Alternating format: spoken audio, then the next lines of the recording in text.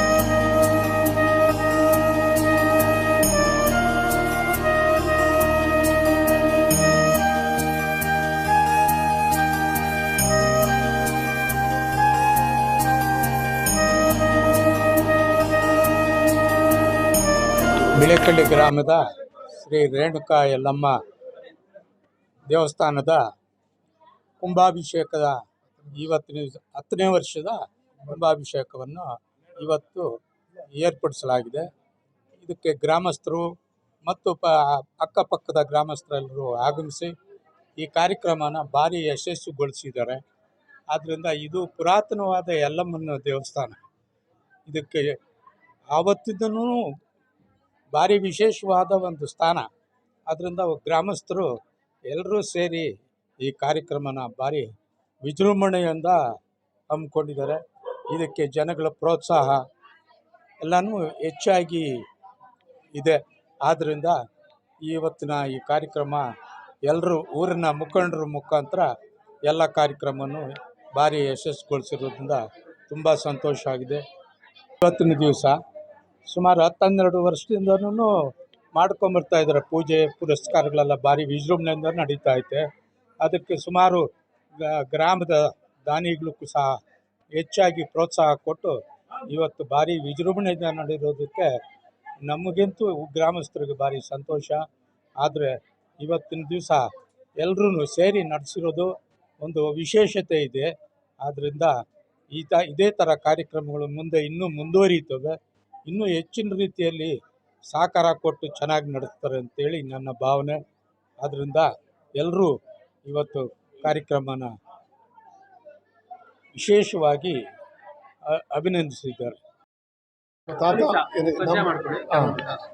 ನಮ್ಮ ತಾತ ಮುತ್ತಾತನ ಕಾಲದಿಂದನೂ ಈ ದೇವಸ್ಥಾನದಲ್ಲಿ ಪೂಜೆಗಳು ನಡೀತಾ ಬಂದಿದ್ದಾವೆ. ಈಗ ನಾವೆಲ್ಲ ನಾಲ್ಕನೇ ಚಿಕ್ಕಪ್ಪ 3ನೇ ತಲೆಮಾರಿನವರು. ನಾವು ಇದಕ್ಕೆ ಪ್ರೋತ್ಸಾಹ ಕೊಟ್ಕೊಂಡು ಬರ್ತಾಯಿದ್ದೀವಿ. ನಾನು ಸ್ವಲ್ಪ ಹೊರಗಡೆ ಇದ್ದೀನಿ ಎಲೆಕ್ಟ್ರಾನಿಸಿಟಿನಲ್ಲಿ. ಇನ್ನು ಮುಂದೆ ಇಲ್ಲೇ ಬಂದು ಈ ದೇವಿ ಇದನ್ನು ಕಾರ್ಯಕ್ರಮನ ಚೆನ್ನಾಗಿ ಮಾಡ್ಕೊಂಡು ಹೋಗ್ಬೇಕಂತ ಈ ಒಂದು ಸಂದರ್ಭದಲ್ಲಿ ಹೇಳೋದು ಏನಂದರೆ, ಅನ್ನದ ಸಮರ್ಪಣೆ ನನ್ನ ಕಡೆಯಿಂದ ನಡೆದಿದೆ. ಅದರಿಂದ ಇನ್ನು ಮುಂದೆ ಮುಂದೆ ಹೆಚ್ಚಾಗಿ ಅನ್ನ ಸಮರ್ಪಣೆ ಮಾಡೋದು ನನ್ನ ಕರ್ತವ್ಯವಾಗಿರ್ತದೆ. ದೇವರಿಗೆ ಇನ್ನೂ ಭಾಳ ಮಾಡೋದು ಇದೆ, ನನಗೆ ಯಾವುದೋ ಒಂದು ಕೆಲಸ ಆಗಬೇಕಾಗಿದೆ. ಅದಾದ ತಕ್ಷಣ ನಮ್ಮ ಭರ್ಜರಿಯಾಗಿ ಭಯಂಕರವಾಗಿ ಮಾಡ್ತೀವಿ. ಅದರಿಂದ ಇನ್ನು ನಮ್ಮ ಸಹೋದರರು ತುಂಬ ಜನ ಇದ್ದಾರೆ, ನಮ್ಮ ಬ್ರದರ್ಸ್, ಅವ್ರಿಗೆಲ್ಲ ನಾನೇ ಸ್ವಲ್ಪ ದೊಡ್ಡವನು, ಹಿರಿಯನು. ಅದರಿಂದ ಇನ್ನೆಲ್ಲ ಅವ್ರ ಮುಂದೆ ನಾವು ಹಿಂದೆ ನಡೆಸ್ಕೊಂಡು ಹೋಗ್ತೀವಿ. ಎಂ ರಮೇಶ್, ಬಿಳೇಕಳ್ಳಿ ಗ್ರಾಮದ ಯಲ್ಲಮ್ಮನ ದೇವಿ ಕೃಪೆ. ಆದರೆ ಗ್ರಾಮಸ್ಥರು ಎಲ್ಲ ಸೇರಿ, ನಮ್ಮ ಗ್ರಾಮದ ಜನ ಎಲ್ಲ ಸೇರಿ ನಮ್ಮ ಯಲ್ಲಮ್ಮನಿಗೆ ಕುಂಭಾಭಿಷೇಕ ಯಶಸ್ವಿಯಾಗಿ ಮಾಡಿದ್ದಾರೆ. ಬಿಳೇಕಳ್ಳಿ ಗ್ರಾಮದಲ್ಲಿ ತುಂಬ ಹಳೆಯ ಪುರಾತನವಾದ ದೇವಸ್ಥಾನ. ತುಂಬ ಚೆನ್ನಾಗಿ ನಾವು 10 ವರ್ಷದಿಂದ 11 ವರ್ಷದಿಂದ ನಡ್ಕೊಂಡು ಬರ್ತಾ ಇದೆ. ಅದಕ್ಕೆ ಬಿಳೇಕಳ್ಳಿ ಗ್ರಾಮಸ್ಥರು ಎಲ್ಲರೂ ಇದಕ್ಕೆಲ್ಲ ಕಾರಣಕರ್ತರು ಎಲ್ಲ ಇರ್ತಾರೆ.